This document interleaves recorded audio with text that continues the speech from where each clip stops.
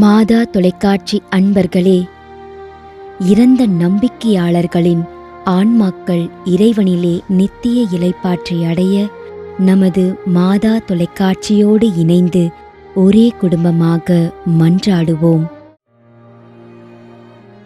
ஏ. Albert, மைக்கேல்புரம், Kallakurichi, 3ஆம் ஆண்டு நினைவஞ்சலி.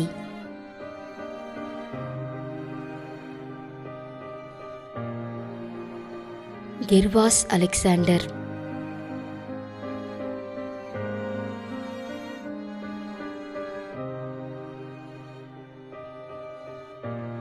Isaac,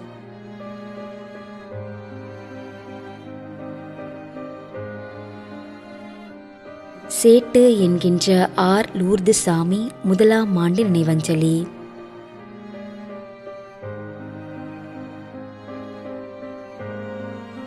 திருமதி அமலோற்பவ மரி,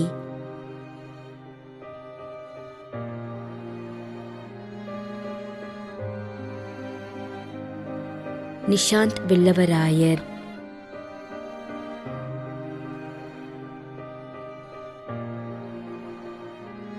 H. Francis Xavier, Alandur, Chennai, 6ஆம் ஆண்டு நினைவஞ்சலி. மேலும் கொரோனா நோயினால் பாதிக்கப்பட்டு இறந்த அனைத்து நம்பிக்கையாளர்களின் ஆன்மாக்களுக்காகவும், யாரும் நினையாத நம்பிக்கையாளர்களின் ஆன்மாக்களுக்காகவும் மன்றாடுவோம். தந்தை, மகன், தூய ஆவியாரின் பெயராலே ஆமென். ஆண்டவருடைய பெயராலே நமக்கு உதவி உண்டு. விண்ணையும் மண்ணையும் படைத்தவர் அவரே. திருவெளிப்பாட்டு நூலிலிருந்து வாசகம். அதிகாரம் 14, இறைவார்த்தை 13. விண்ணகத்திலிருந்து ஒரு குரலை கேட்டேன். இது முதல் ஆண்டவரோடு இணைந்த நிலையில் இறப்போர் பேறு பெற்றோர் என எழுது என்று அது ஒலித்தது.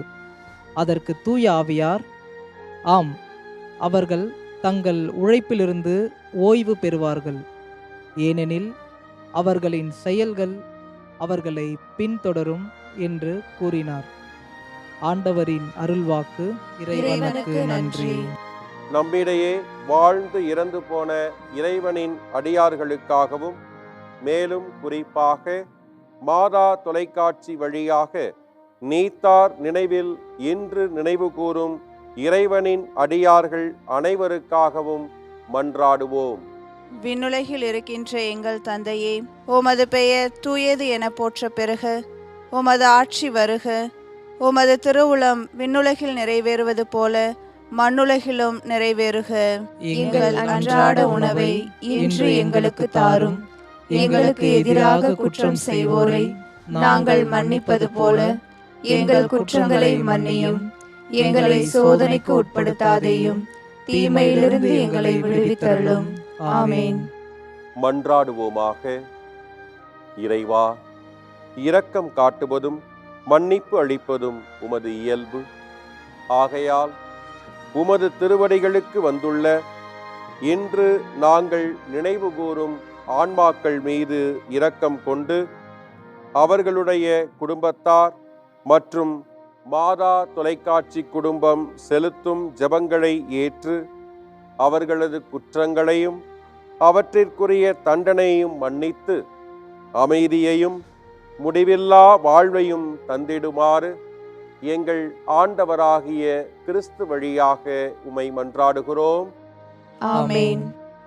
நிலையான இளைப்பாறுதலை ஆண்டவரே இவர்களுக்கு அளித்தருளும்.